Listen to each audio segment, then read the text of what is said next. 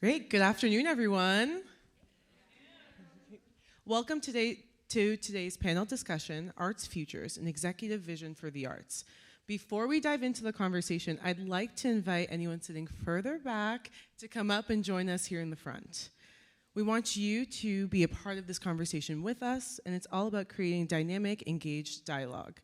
While you're moving up, take a moment to say hello to someone that you haven't yet met this weekend. Let's start this session by fostering connections that are at the heart of why we are all here. Great. I also want to give a special welcome to our virtual audience joining us online. We're so glad that you're here, and we invite you to fully engage in today's conversations by sharing your thoughts and questions through the chat. We'll be including all of your voices during the Q&A.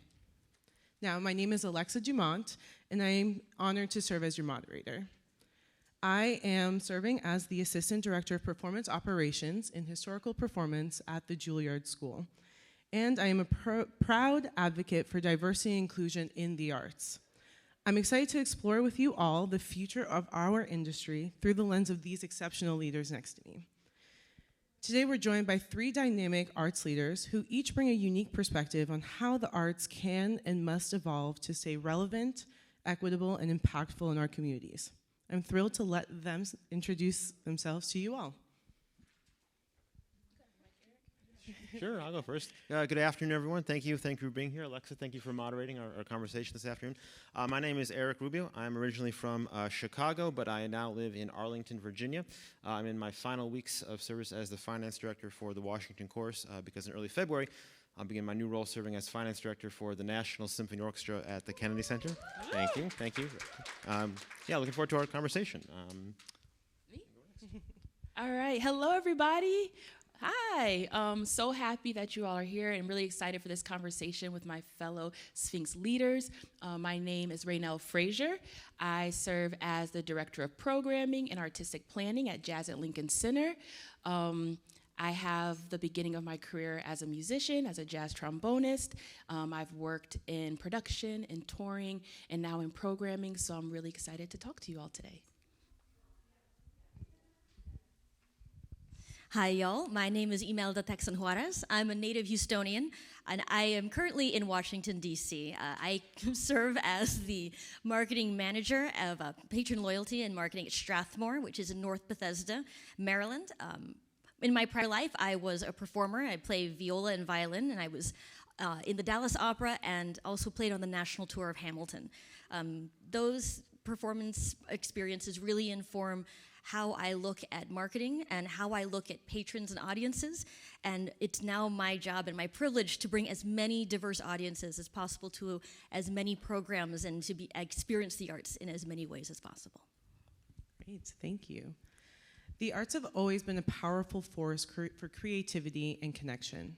But as we look ahead, we must ask ourselves, what must we do to ensure that this power remains strong? And how can we as leaders build a future where the arts are not only accessible and inclusive, but also sustainable for the next generation? These are the questions we'll be exploring today. Panelists, given your unique roles, what is your vision for a more equitable and inclusive future in the arts? Well, equitably, that's the first question we have to ask about. And then the next question after that is like the diversity of our audiences. As someone who works for, audience development and audience loyalty, the first thing I think about is how can we reach as many audience members as possible? And so that goes to programming, that goes to who you're asking to come, how you're serving them, how you're working with them. And so the thing that I want to bring the most to the future of the arts is I look forward to a place where we can engage fully in the full diversity of our communities. And we can also make sure that the art and the artists thrive. Because that's also a large facet of why arts programming is falling by the wayside a little bit with the support of artists. And I want to make sure that everybody has the ability to access the arts. So going back to the accessibility point is that how many people get to experience being artists? And then how does that eventually reflect on how many people want to experience the arts in the future? For me, one of my kind of driving mantras throughout my career has been the idea that art is a public good. And that means for me two things. It means that we should be advocating for public funding through tax dollars, and even in this season when we might see that de-emphasized at the federal level, we should still be advocating with our state arts agencies and our local arts councils, city councils, that thing for public dollars to be invested in the arts. And the second, it also means that for those of us that serve for not-for-profit arts organizations, even if we're not receiving a direct single dollar from a government agency, because we are exempt from taxes, we are receiving a public subsidy in that way. That means we have a responsibility to make sure that we're taking those dollars that we're not spending paying taxes and investing those in optimizing participation, make sure everyone in our communities can participate, that we're making our art and our events accessible to as wide an audience as possible. Kind of to Imelda's point, it's just really audience development, making sure we do it as widely and as deeply and as broadly in our communities as possible. And that's my vision, that art is a public good, and it's a responsibility in two ways for that to happen. I think it's interesting that we have different perspectives here. You know, Imelda works in the marketing, and Eric in finance, and I'm in programming. And from the programming and from the artistic planning side of things, one of my main focuses are the musicians, you know? And so when I think about my vision for equitable society, equitable arts organizations, things like that, I'm looking to the artists that I'm working with first. So I think first about, okay, who are the musicians who are on stage? Number one, what is the music that they're playing as well? Number two, and then there's other things I think about as well. Like I wrote a few things down. Pay equity is one thing that's really important to me. As someone who has the ability to send out contracts and deals and offers, I want to make sure that the things that I'm sending out are equitable across the board for all the artists who we work with. I think about not only the musicians who are on the stage, but I think about the people who are working behind the scenes. So when they show up to Jazz at Lincoln Center, who are they greeted by? You know, what does the production team look like? What is the hospitable environment that we're creating for the musicians to get on stage? All of that, I think, is really important. I also think about access from the perspective of musicians and access to decision makers. So when you're getting out there and you want to get a gig, do you have access to me? You know? And how do I create that access? How do I allow myself to be open so that people can feel comfortable to send that email, to approach me if they see me out at a jam session or something like that? What does that look like? So those are all the things that are in my head when I think about equity and creating an environment for musicians to be able to do what they do, because ultimately it's very important, you know? We should be able to create the environment and the space so that when a musician gets on stage, they can worry about the music, you know, and they can do what they do, and so the music can touch the people in the audience. Yeah, thank you, Ray. Can I stick with that and follow with that? How do you see Jazz at Lincoln Center reflecting what you just said to the commitment to diversity and inclusion, and how are you ensuring the underrepresented voices are heard once they step into the space? That's a great question. So Jazz at Lincoln Center, we have the unique opportunity to work in an art form that is an American art form. It's a Black American art form. And so we have a responsibility to make sure that that is known and that that is at the forefront. But also we have a mission for a global community for jazz. And jazz has had an impact around the world throughout the diaspora. So when I look at creating an equitable and a diverse landscape on the programming side, I'm looking globally, not just what does the New York City community look like, which is huge. We have all the boroughs, you know. We have every single person you can imagine from around the world in New York City. I'm looking around the world too. So what does it look like to have a season that's focused on the African diaspora? That means the Caribbean, that means South America, that means the continent of Africa. What does it look like to have the connection between Ireland, folk music, and jazz? What is that? There's a real connection there. So when you explore the global aspect of jazz, then I feel like that diversity comes out naturally, at least in the programming. And then once like those programmatic ideas are kind of flowing, then it's like, okay, who's gonna be on stage? You want someone who can play, you know? You want someone who's really good at what they do. And there's a lot of really good musicians, so there shouldn't be any issues finding a diverse pool of musicians to work with. Yeah, great, thank you. Switching over to the back end of things, Eric, where you're hearing all of this, but from the financial and administrative perspective, what are the either changes or things that should stay the same that are necessary to sustain the shifts in inclusive arts organizations for the long term? Yeah, I mean, I like that actually you're asking this after we've talked about programming, because I just want to say, in finance, we work to support the programming. Like the art, that's the most important thing. You know, the back office stuff, that supports the program. So it's not so much something needs to, a new idea, but something that I think we as arts organizations to get back to. We used to be really good at this before the pandemic, and that's multi-year planning.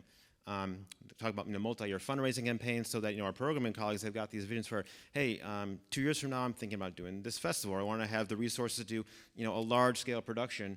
The folks in the finance teams, administration teams, we need to be working to plan out a 18-month, 24-month, even longer cycle of fundraising and getting those resources in place. If there are institutional things that need to be built up, staffing levels, other infrastructure things, so that the program teams know that they'll have those resources in a couple years and they can build toward that as they're having contracting conversations, things like that. So I know during the pandemic we had to be like very reactionary, kind of doing one virtual concert at a time or wherever it was, and that was hard, but we did it because that's what we had to do at that time. But I think it's time definitely to get back to those multi-year and be thinking the long term, the big picture, because the long-term thinking, playing that long game, is how we can get those big, meaningful artistic moments. And the other thing is to make sure that we're de-siloing in our organizations. Programming and finance, we need to be talking all the time. I need to be going to my programming colleagues and say, what are you thinking about doing in 3 years, so that I know as I'm building the skeletons of budgets, I can think about where things are going to fall. Finance and fundraising teams need to be talking together so that they can do long-term forecasting, grant writing, talking to your foundation partners about multi-year operating support. Play the long game, because that's how we're going to have those meaningful, very meaningful artistic moments for the long term to support our communities. Definitely, yeah. Thank you for saying that. I think that in operations, marketing, this whole panel has always discussed, I wish we could talk to all of our people on this team in our jobs so that we can kind of keep that continuing and growing. So moving on to the marketing side of things, how do you see marketing and loyalty initiatives, specifically at Strathmore or in your general thoughts, contributing to the fostering of deeper relationships with the musicians and the audiences? Well, Strathmore is one of the places, I'm so lucky to be there, because there's so many touch points that people can interact with at Strathmore. Obviously, we have a music center, so we have what we call a main stage performance. We also have a mansion where we have a chamber music series. It's only 60 to 90 seats, and you get to hear chamber music in its original form, as you would say, in a very fancy living room. And then we also have, we're lucky to have also an off-site series of concerts called Bloom at Good Hope, where we work with Montgomery County, and which is the county in which North Bethesda kind of encapsulates. And we work with that county in order to give a vehicle for our Artist in Residence program, which is in its 20th anniversary. Shout out to Betty Scott and her vision for that. But we have an Artist in Residence program that pulls from the local Washington, D.C. area, also known as the DMV. And by being able to have those performers perform at this concert series called Bloom at Good Hope Recreation Center, we get to work with our communities. We get to ask them, what did you like the concert? Do you want to come back? How do we get you to come back? Because loyalty is only built on trust. And especially for an arts organization, are we actually serving you? Are we working with you? Are we working for you? Are we telling you what you should listen to? So it's so important to be in the community. It's so important to ask them how they want to interact with us, and we're so lucky at Strathmore to be able to do that. And I hope that all the organizations, we all get an opportunity to find out what our constituencies want to see from us, and then we can build something more equitable and more exciting. Yeah, thank you. Ray, you want to add something? Yeah. Just after hearing my colleagues here, and we all said it without saying it, is that collaboration across the departments is so important, but it can be so tricky. It can be really, really hard. Like sometimes I get stuck in my world of this is the theme and this is the vision and this is what we're doing. And then Eric or a colleague is like, and where's the money? Like, well, how are we gonna make this happen? Or Imelda's like, they don't have any following. Like this artist doesn't have anybody on Instagram.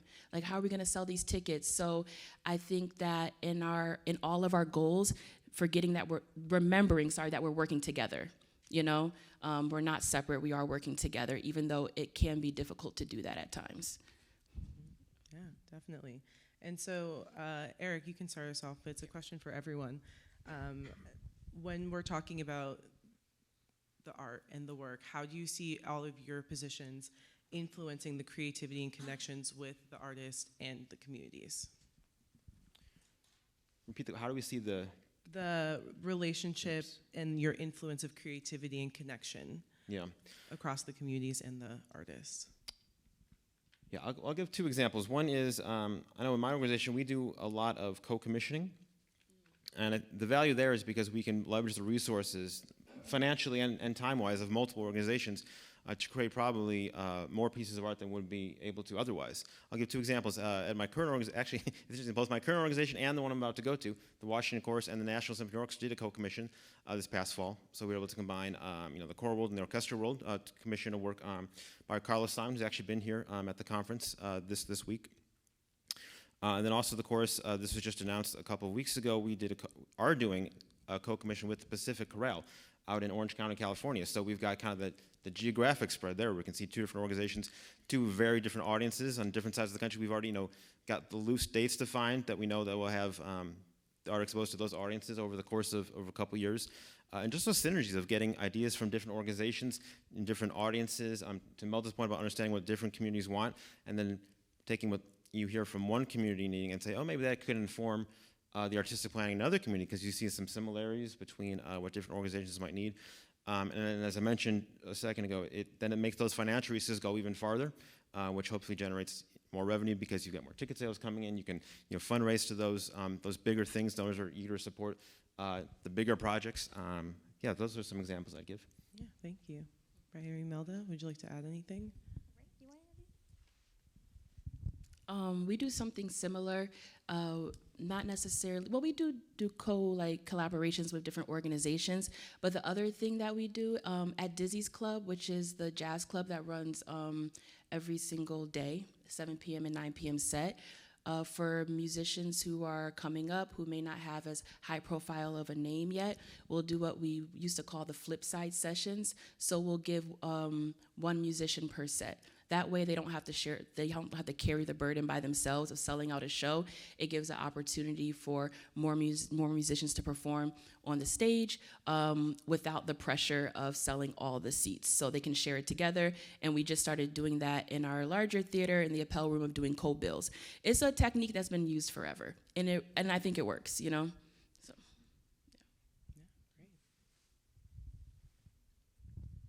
Yeah, we're talking about connectivity and communications, and marketing really is distilled to its essence. It's about mass communications and making sure that you're connecting the communities that you serve. And so, again, I'm going to go back to that adage of, like, are you serving your community? And at the same time, you have to think about, are you working with them? And are those relationships being fostered the way that you want them to be? And the nice thing about Strathmore is that it prioritizes the accessibility of our performances and whether or not that's like sensory-friendly performances or sensory-friendly tours of the hall or accessibly priced tickets for every show in the music center, or like the diversity even of the programming that we have. These are all things that marketing is able to take advantage of and also spread the love and spread the word about. And that's what I think of whenever I see an artist that might not necessarily have, the right digital footprint that maybe perhaps I could easily work with. But when you believe in the art, it makes it so much easier. Yeah, thank you. One of the core parts of why we're doing this is we're talking about the future of the arts. And so obviously money plays a big role in that, and the funding and the thoughts of that. So Ray, how do you balance the artistic innovation with the practical challenges of funding and sustaining those new projects? Dun, dun, dun. Yeah, that's like that can be the big struggle.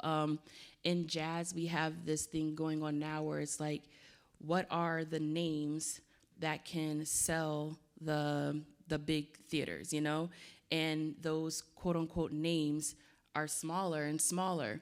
And so people have used themes to sell the big theaters, into a tribute to Miles Davis, a tribute to John Coltrane, a tribute to Duke Ellington. And while that may get tickets sold, it's not always the most innovative or the most creative or the most interesting thing that you can do.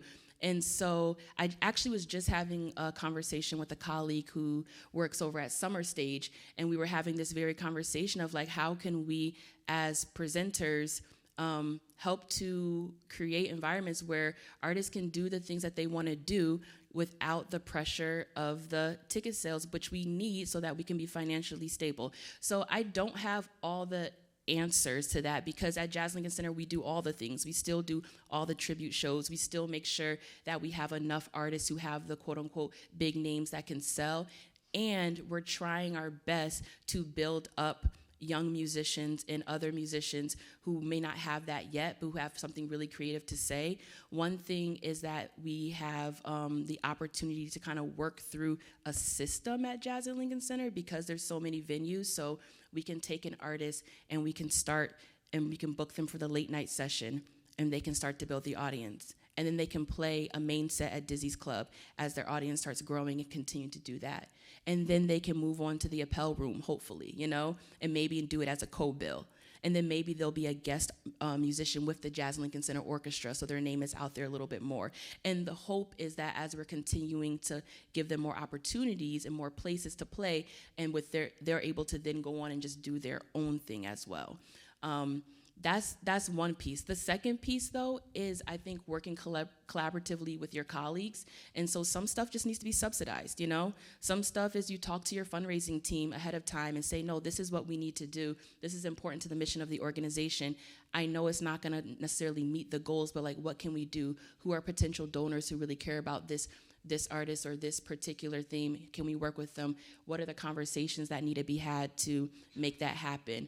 I had a really fun conversation with my marketing colleague for Dizzy's Club, and I was like, okay, how do we make this more hip? Like, we have this beautiful space. People want to come because it's a tourist location to come to and overlook Central Park. But like, what can we do now just to make the venue a little bit more fun and a little bit more hip and give it a little extra thing to it, And thinking creatively and outside the box and having those type of conversations, I think will support then being able to do cool collaborative type of things with the art as well. Great, thank you. Were you eavesdropping in some of my recent meetings? You're basically describing every meeting I've had in the last year at my own work. Resonant with everything Ray just said, I want to add one other angle, is that the importance of the relationship between the artistic leadership and the administrative leadership. I've been really grateful to observe really solid partnerships between artistic directors and executive directors, where the artistic director is comfortable just brainstorming with the executive director, saying, in a couple years, I would love to bring in this soloist or do this work. And then the executive director can then filter that down to their staff, rather like the fundraising team, the finance team, say, hey, let's think about how to budget for this in a couple years. Let's think about how to fundraise for this in a couple years. What partnerships can we find with peer organizations in the community to do a co-commission, do a collaborative concert where we're leveraging our resources. So just getting back to two things I was saying earlier, is the multi-year long-term planning and the de-siloing. Because if you already got that muscle for thinking long-term, you've got that structure, you can drop in the ideas and kind of see the runway to doing all the behind-the-scenes things to make it happen. And if you've already got the de-siloing practices, then you've already got the synergies between teams and departments to find all the pieces that need to happen to get to realizing that artistic vision that your artistic leadership is in brainstorming mode for at the point those conversations start. Yeah, can you expand on what you mean by de-siloing? Yes. I'll expand it by giving a couple examples. Thinking about the relationship, for example, between, let's say, just the programming team and the finance team, but the programming team isn't saying what they've got coming up if they're not like even sharing the draft contracts with the finance team. How is the finance team supposed to build that into the budget? If the dates aren't going on a calendar, how is anyone supposed to know to book the hotels, book the flights, book the venue? Those operational things, and it happens even at small organizations too. Right now I'm on a staff of 6. We have to work hard sometimes to make sure that we are communicating with each other. I think a lot of this becomes because we're in this age of hybrid working. We're not seeing each other physically in the office every day. We got to make sure we're finding ways to communicate. We're understanding each other's communication styles and what kind of lead time each person needs for their different aspects of the project. So just a matter of getting to know your colleagues, whether the organization is large or small. It's just about being proactive, saying, hey, what do you need from me? What can I give to you? Yeah, internal communication is key. I know that's not a new concept, but it's easy to forget about. Yeah, definitely. I think Ray has something to say. Just one thing, because one thing I chuckled when you said get the dates in time, because it's always a struggle, especially if you're working with an artistic director, which many of us are, who have many things going on, and trying to get the information that you need to get to build this season can be challenging. So that's when those relationships with your colleagues really do come into play, and to be honest about where you are. So I could go to Imelda or Eric or my colleagues at Jazz Lincoln Center and say, hey, I know I was supposed to have the whole season done by the end of January. This is where we're at. We haven't gotten any information about what the theme is going to be next year. So what do we do now? And that's where the working together part comes, being honest with one another, not ignoring the email, and actually being like, okay, I saw it, I acknowledge it, I don't have exactly what you need. What can we do together and work together so that we can get what we need to get done and still try to push forward and push ahead? Great, thank you. For you, Imelda, how do you see your role? Do you see it as like a storytelling role, as a role of selling? What's for you? Because I'm hearing all of this back and forth, but you're helping everything be public facing. So where do you see yourself in that? So with marketing and communications, it's so much more than just revenue generating, or at least it should be. It should be about storytelling. So that means that you want to make sure that every facet of your organization, whatever it is that makes you special, whatever it is that makes your heart beat, that makes you the heartbeat of your city, you want to make sure your marketing and your communications team knows that. So we can communicate that, again, to the communities that we serve and the communities that we want to work with. It's something that I listened to earlier this week was about why doesn't the marketing team do more things for the education sector?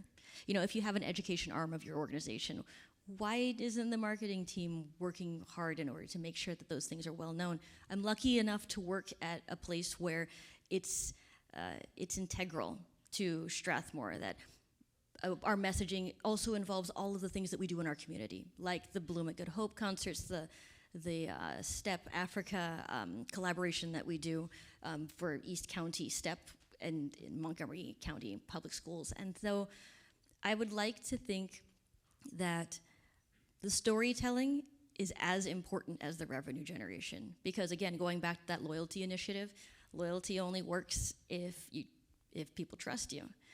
And if you always are going up to people with your hand out, trying to get something, I always need something, no one's going to want to talk to you after a while, right? So you have to rethink how you approach audience loyalty and patron loyalty. Yeah, thank you.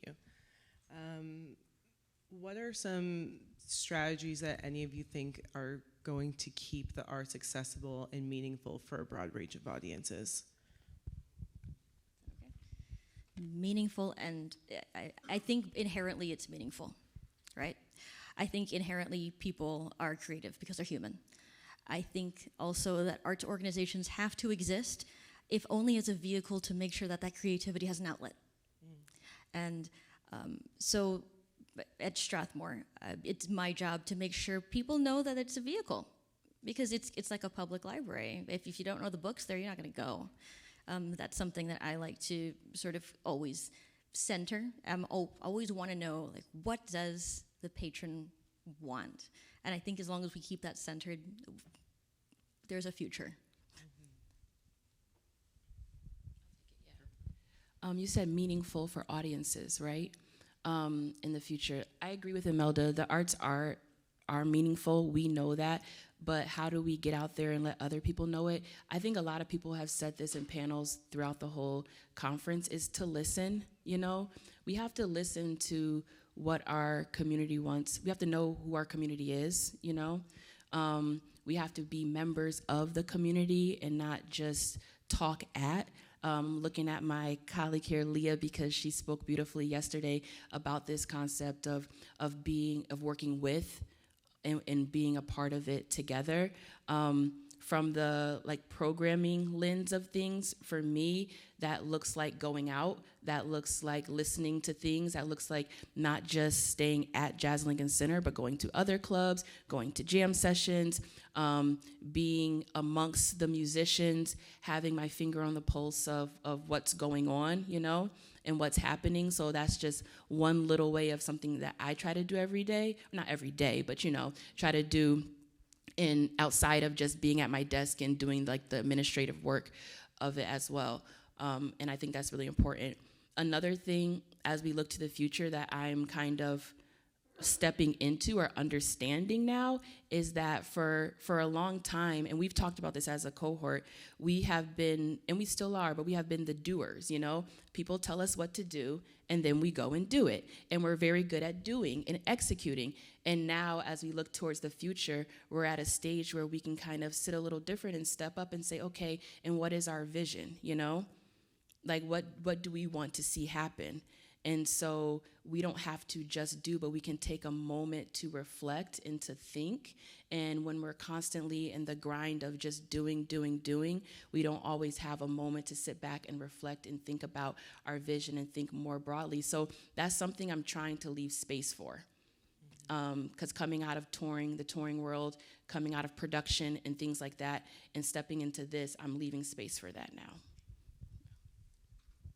For me, I know I've mentioned a couple times in this panel already the idea of partnerships, and I want to speak more to partnerships in answer to that question, and not just partnerships between, two arts organizations doing a co-commission or something like that. That of course, we've discussed that, but also cross-sector partnerships. For example, within a local community, an arts organization might partner with the hospitality sector, restaurants, hotels, things like that. I might be partnering with the local school system. We mentioned, education and outreach and things like that. And also want to talk a little more, as I mentioned at the top, about advocacy. Before I was in DC, I was living in Miami for a couple of years, and I had the opportunity to serve as a grant panelist with the Miami-Dade County Department of Cultural Affairs. And that was the first time I'd done grant panel service. And I remember during the orientation with the county cultural affairs staff, they were kind of outlining kind of their mission and vision for what the work their office does.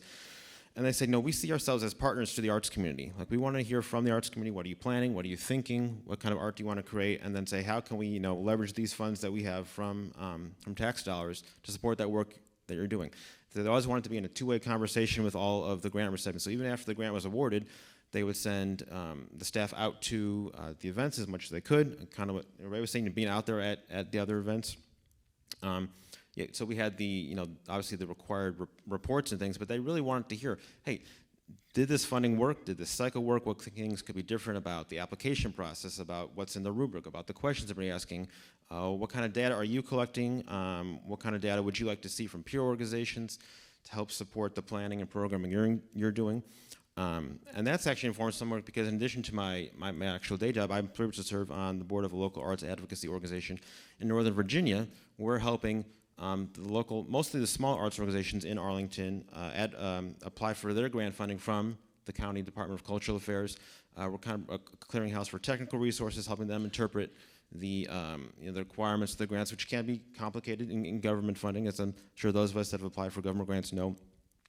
But it's really just, we see ourselves as partners, kind of leveraging our ability to make introductions between different organizations. Like I said a minute ago, cross-sector connections you might not think about right away when you think about partnerships in arts organizations, but you just create more value for the community because you see all these organizations within those communities, the small business sector, are really working together just to create something really meaningful for so many people.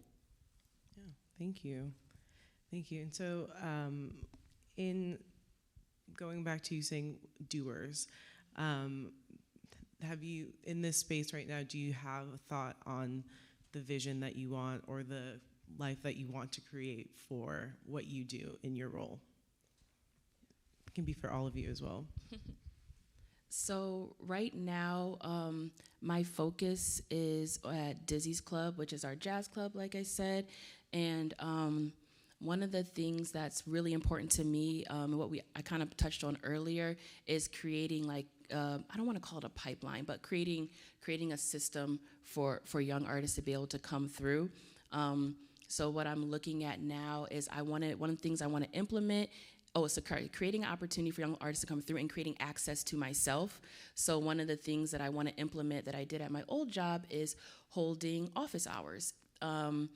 It's hard when you get a lot of emails from people who are like, I want to get a gig, I want to play, I have a quintet, I have this, I have that. And it's hard to respond to every single person, but I really want to make sure everyone feels heard and make sure that they know that their art is important. So hopefully I'll try to implement one strategy, we'll see how it works, is just a standing time for people to come and can sign up and just talk, and I can hear about their art even if I can't see everything. So that's one little tactical thing that I want to do. But my vision overall for the club is I want to get out of just this idea that, and this is in jazz in particular, just the idea that, okay, I have a quintet, please book my band. I want to get more into tell me more about yourself, tell me more about the vision that you have for the music that you're performing. What is it all about? Give me a little bit more that I could sink my teeth into. And I think a lot of other genres do this better than jazz, actually.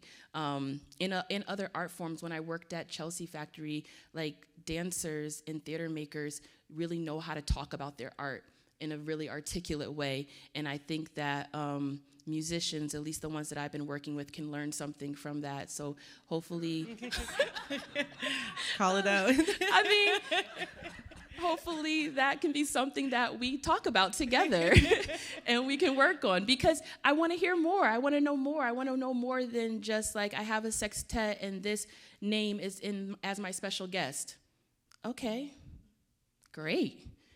And what is it about, and what more? So I say that to say that hopefully these conversations that I have can open up a dialogue where we can have that conversation, and it can become the norm. So that then Dizzy's Club is a place where, yes, you present your band, but you also present yourself.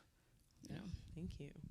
Mm-hmm. I want to answer this question. I'll go back to kind of was talking about answer to the first question about the vision is just leveraging the organizational resources, financial resources, human resources, time resources into maximizing and optimizing participation in your art, making sure the art is accessible to as many people as possible. That goes to what Imelda was mentioning about ticket pricing, making sure ticket pricing is accessible to as many audience members as possible. As I'm thinking about my move to the National Symphony Orchestra, we've got kind of a unique scope. Because we're the National Symphony Orchestra, we've got a congressional mandate to perform these concerts on PBS on the 4th of July and on Memorial Day on the lawn of the Capitol. But we're also the orchestra for the city of Washington, for the District of Columbia. So we've got a program called NSO in Your Neighborhood, where we rotate through doing chamber concerts in each ward of D.C., as well as full orchestra concerts outside of the Kennedy Center at other large venues around the city. So I'm really excited to dig in when I joined the team in just 10 days, we're thinking about how to optimize, what's in our budget to make sure that we are reaching as many people as possible in DC, maybe people who have never been to an NSO concert or any orchestra concert before, just again to maximize participation, expose people to this art form. Thank you. Imelda, you want to add something? Oh, sure. So again, we're talking about vision for the future. And, in current climate, it's hard to look at the future sometimes. It's very easy to get discouraged about what's happening.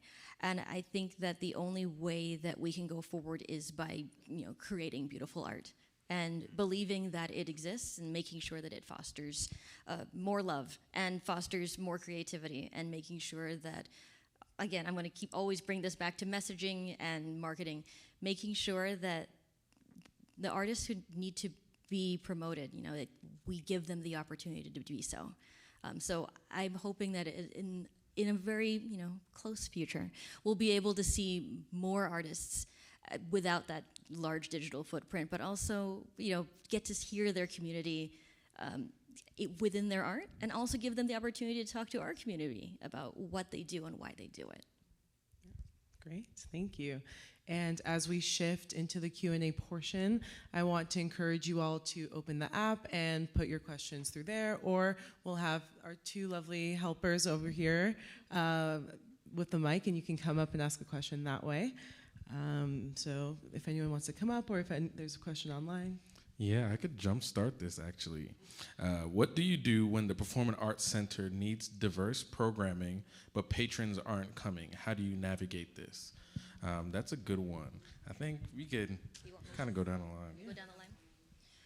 So you need diverse programming, but audience members aren't coming. Well, it might be because either your marketing's bad, I'm kidding, or I'm kidding, kind of, or it might be because when you say diverse programming, who is it serving? The very first question you want to ask, again, for marketing or education or any of these things, is what do you want? Like, you have to make sure you are actually have your finger on the pulse of your community. Otherwise, if you are bringing in an artist that's not selling, that means the community doesn't want to see it, or that means no one saw your ad. One of those things happened. In my point of view, I've hopefully put your ad everywhere it was supposed to be. So that means that we're having a major disconnect between what we are presenting and maybe perhaps what the community is interested in seeing. From my angle, my response would be going back to the idea of multi-year planning. When you're planning those events that were under 10, well, were they planned as an afterthought? You know, were they thrown in there because you had a gap on a Tuesday in the middle of January, or did you give them a prime spot on, you know, on a key date? And did you put that in your multi-year planning? Did you plan long term to make that, you know, in the part of the arc of your season? Did you connect it to other programming you're doing? Maybe doing something like a festival idea or a theme idea, put it in your packages, and then did you craft your budget to make sure that, you know, marketing has the funds they need to sell that concert? Back to that long term idea. Put it in the long term planning, and that'll solve for some of that. And diverse programming doesn't mean you have to do everything, you know? Yes, diversity, but within the context of your mission and within the context of your community or your audience that you're trying to serve. So to Imelda's point, like, do they actually want to see what you're putting on stage? And that doesn't mean do the same thing over and over again. It just means really listen to, you know, like really listen, open your ears, see different lens that you can do something, but still make it relevant to the audience that is there. I can't just program anything I want to program. You know, it's not just what's in Ray's mind. It's what's the mission. It's what does the audience want to see, and it's most importantly, what do the musicians want to play? Like, I don't like telling people what to do and what to play, you know? So finding those musicians who are already doing the thing that fits within your mission, and who want to do that thing. Thank you. Hi, my name is Benny Jun. I'm a freshman at Miami University, and I was wondering how you stay up to date on the emerging technologies and trends, and how you make them your own and implement them into your own style. Can you say a little bit more? Yes. So I know you said that you go out and see what other jazz clubs are doing in order to, like, stay up to date. But I was wondering how you implement them into your own company and make them your own instead of like someone else's ideas. Yeah. No, I understand what you're saying. So going out and hearing is not necessarily about I'm going to take what somebody else is doing. It's more about making sure I have my finger on the pulse of just what's going on generally within the community, who's around, who's kind of like buzzy, like what's in, and not just the people who are in the Downbeat Awards or things like that, but like who's around and playing, who's hungry, you know? Like if I go out and I see this person every single place, like this person is hungry, like they want to work, you know? Like who are those people? So that's kind of the idea. But then also when you mentioned technology, and admittedly, I'm not the best with social media, but social media is a real tool.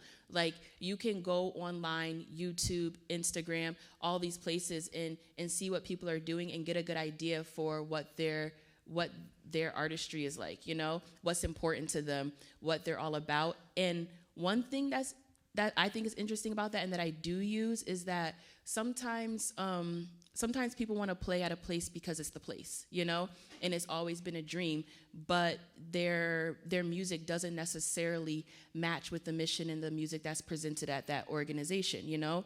And so sometimes the projects or the themes that are presented are catered to the venue in particular, which isn't necessarily a bad thing, but I like to see what you want to do just because you want to do it, you know? Like what's really authentic to you. So looking on social media and doing those things like that and see what else that you do, I use that as a tool. Yeah. Awesome. We have another one right here. Hi, my name is Dr. Keith D. Lee, and thank you for your round discussion. You brought up we can't know the future in this climate, but you also talk about 3-year planning. And so my question is from two perspectives. How are your organizations planning for what may become the change? And how do you think that might affect your programming? You want to talk about programming, or? Yeah, I can talk about programming.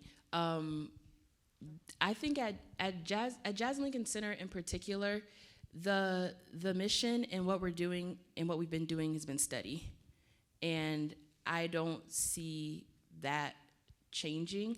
I think that the vision from the artistic director and what he wants to do and what in his vision for the music has been consistent across his career. And that's probably at Jazz Lincoln Center in particular will remain steady. Some of the programming that we do when you think about diversity and things like that has been there, and I think will continue to be there despite what's going on in the landscape today. I don't know if that answers. Well, that's part of it, but part of it also is state funding. Federal funding would change, but you brought up state funding and local funding would change.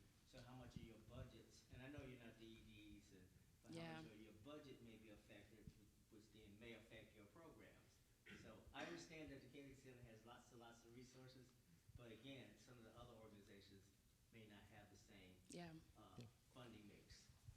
I can speak to that for a second. Great question, and I say the two keys to that is, with this multi-year planning that I've harped on in this panel, do hold those plans loosely. When you're making your 3 years from now budget, like do the normal cycle of it shouldn't be approved until closer in. Just kind of start having those sketches, and also this came up in, I can't remember which panel I was in yesterday, but making sure you're in constant conversation with your funding partners, not just when the grant application is due, but throughout the year. See what they're thinking about, what their out-year projections are, what kind of funding they're going to have then to re-grant, so that you're always in conversation. You're always making those little tweaks so that by the time it gets time to actually sign those contracts with those venues and those artists, make those decisions, there aren't as many surprises as things have ebbed and flowed over the course of 3-year cycles and things like that. So constant conversations, doubling down on those partnerships too, because the stronger those relationships are, the stronger the information will flow between the ecosystem, the funders and the performers, and internally with the staff. Again, de-siloing, make sure the teams are talking to each other so everybody knows what everyone is seeing in the out-year planning. Okay, well, you're still kind of missing the point about public and private funding. Sure. Foundations, you can stay in partnership, but the municipal and the state fundings are different. And if the funding's cut, because a lot of state councils have their funding come from the federal level. Sure. And then you have the NEA. And so again, that mix may change in the new political climate. Sure. So have your organizations began to, have your EDs and the staffs begin to talk about those things? That's my question. Yeah. So in my organization, conversations have started. No real decisions or actions have been made. Just again, I think a couple of us mentioned, just kind of keeping the pulse and keeping the conversation with those people, those state and those local levels, so that as they get information, they know that to let us know as soon as possible as they get new information.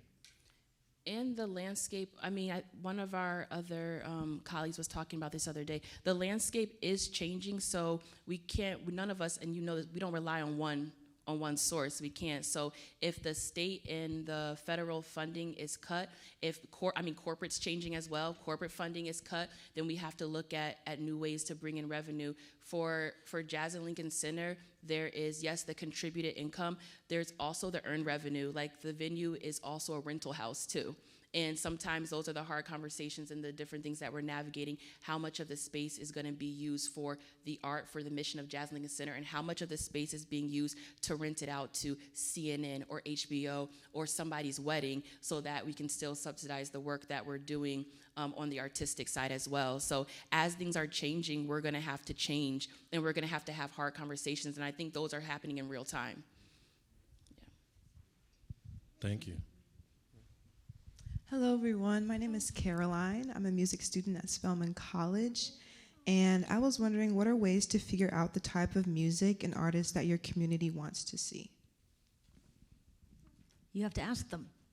You need a survey, or you need to have somebody at every performance greeting somebody, and then at the very end asking how they liked it. And it takes money and it takes time, but, and of course, we can all speak to, like, what do organizations really need? Money and time, right? But you can't afford not to do this, is the real crux of it. So when it comes to programming, of course, Ray's gonna have, you can elucidate more on that part, but when it comes to like marketing of that, if you are finding that a lot of your programming needs a lot more support, like you're just like pulling really hard, you really do have to ask yourself if this is what is serving your community. Again, I keep going back to that because you'll save yourself so much time and also so much money if you do that. You're welcome. And one maybe unpopular opinion, but I think it's okay to do a few things that the audience may not get, you know? Like, I think that's okay. I think it's okay to have a few things, to have things in there that may miss the mark in terms of the audience that's coming in, but maybe pushes forward the art in a really creative way that you feel passionate about and that the artist feels passionate about, and we have a space as nonprofit organizations to do that. Like, yes, the bottom line is important, of course, but we also have a mission and we also get to be creative. And I think it's okay sometimes if it's a little, like if it doesn't quite get it. Like everything's not gonna hit. It just won't. So sometimes you're gonna be a little off, and that's okay, you know? That reminds me of something we heard earlier where it's like, not everything's for everybody. Yeah. Right? And that's okay also. And so we have this thing in Strathmore called self-sustaining mission. You know, you have an act or a performance that's going to align with your mission, and it's also going to make you a ton of money. How lucky are we? That means that you have room in order to put on the things that are a little, you know, inventive. You know, because not everybody knows they like it until they see it, right? You know, like, it's a thing. So it's our job also as creatives and as arts organizations and as this vehicle for the public good, we have to do things that are more public and more good. And so the only way you can do that is by putting on some weird stuff. Yeah. Thank you. I think we have time for about 2 more. Hello. I want to say that for me, one thing that has kind of been, the word partnership and collaborations have both been used kind of as the same thing throughout the conference for me. Collaboration to me is 2 or more people doing something together, entities. And partnership is 2 or more entities doing something together, and they both need they both have equal outcome. The outcome is really important for both parties, right? Mm-hmm. And so, you know, what I would love is that we have people here who are maybe 18 or 16 who haven't ever done a partnership. So could you all just give examples from your personal careers that really are definition of what good partnership looks like, just so that people maybe can take that away as they go back to their institutions? Yeah, I can talk about, I have a few partnerships that come to mind, and especially when you said like 16 to 18-year-olds or young people coming up. From one partnership is the musician, and partnership and collaboration is the musician, presenter, musician, programmer relationship partnership. When you're younger, you may not have an agent, so you have to advocate for yourself and you have to have those conversations yourself. And even when you're older, you may not have an agent. It doesn't matter the age. But building that relationship and learning how to speak about your art and have a conversation about it, I think is really important. One of the areas that I first got to do this was booking the late night set at Dizzy's Club. I was able to have conversations with many musicians, and it developed different series. Like when you're talking to somebody, if they want to do, I'm thinking of a trumpet player who wanted to do something for Mardi Gras, and it started as just one idea for late night, and it started as a conversation like, okay, let's try this. And now they've been playing Mardi Gras every year at Dizzy's Club for like the past 5 or 6 years, you know? That's a relationship. Partnerships too and collaborations are relationships as well. So that's one for a young person, a musician, and a thought that I just had. And of course, there's collaborations we talked about across departments within the organizations. There's external partnerships, of course, between 2 different organizations, but that's one small example. So when Hassan, what you were talking about, partnership versus collaboration. Collaboration, you know, you work with somebody in order to get something. right? But with partnerships, you're both working together in order to get this end goal that benefits the both of you. The first thing that comes to mind is my work with Strathmore and our Arts and Social Justice Fellowship, which is something that was recently created, and it's a way for students in the Montgomery County public school system in order to get more involved in the arts and art as a social justice vehicle. And it's something that not only gives them the ability and the voice and the tools in order to see what a future could look like with that sort of initiative and with that sort of innovation on their part, it also gives us the opportunity to see, well, how can we make things better for them in the future when they are in the roles that we are in currently, and hopefully the roles that we will inhabit later on in our future as well. So that's the first thing that really comes to mind when I think of collaboration and two entities coming together to really make something beautiful in the end. Thank you. I need one more minute to gather my thoughts on this answer. One of my favorite programs at the Washington course that we have is called our side-by-side program, where every year for our big holiday concert, we partner with a couple of local high schools in the greater Washington, D.C. area. We invite those students. We have our artist director go to their rehearsals a couple times during the fall semester, and then they get to sing with us in the concert at the Kennedy Center, or actually at Strathmore too. On our stage, they get to present some of their own music during the concert, which gives our singers a bit of a break during the show, and then they join with us in some of the big anthems at the end. Of course, it's great exposure for the students, for their director. They get to sing on these important professional stages. For us, it enhances the number of voices we have. For kind of the end of the program, we have these big anthems. We get dedicated funding and support for us, so it's all around. It's the definition for me of a win-win-win. It really is one of my favorite parts of the work that we do at the Washington course. So thank you for the question, Hassan.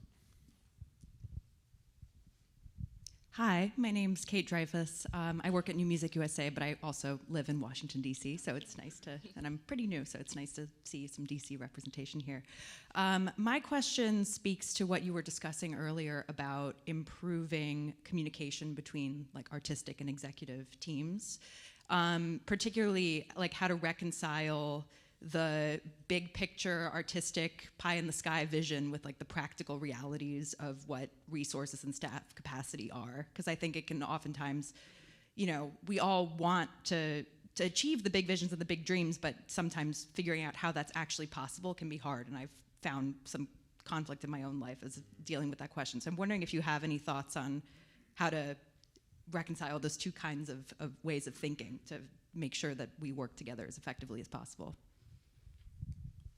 My first thought is not to demonize one or the other. We need both. So you need to have the big vision. That's important. You need to think of all of the things that seem impossible to do. And also, you need to be in reality of what you can accomplish. So when I think about coming together, it's not us versus them. That can be hard mindset to get out of when both people have their stakes in the ground, because both are important, So that's the first thing that came to my mind when you said that, is that both are important. One's not, the big vision is not more important than the reality of what we can do. The reality of what we can do is not more important than the big vision. The other thing that came to my mind is that that's essentially the jobs of the programming team in a lot of ways, to work with our colleagues to interpret the vision, the big vision that we're getting from their artistic director, to listen to it, to take in all of the big ideas first, to listen to everything without judgment and without Xing anything off, and allow all the ideas to flow, and then to come back the next time and repeat back to the artistic director or to some of the artistic vision what you heard, but in maybe what you heard and what you think is possible, and then start that dialogue even before you get to the administrative executive finance team or something like that. Those conversations should be happening, in my opinion, even before you get there. So that way, when you take it to maybe Eric or even Imelda or something, you've already kind of edited down a little bit of where you are, and it still may be too big, but at least you've come a little bit closer, and then you just continue to have that dialogue. And there will be tension, and tension is okay. I am comfortable in tension, it's okay. We don't agree. Okay, let's keep talking. You know, like, let's keep figuring it out. We're still working together. You know, we still have the same vision, the same mission, hopefully. That would be the goal. So, yeah. Well, great. Thank you, everyone, so much for coming. We're so happy that you were here with us. We'll be around if you have any other questions. Thank you.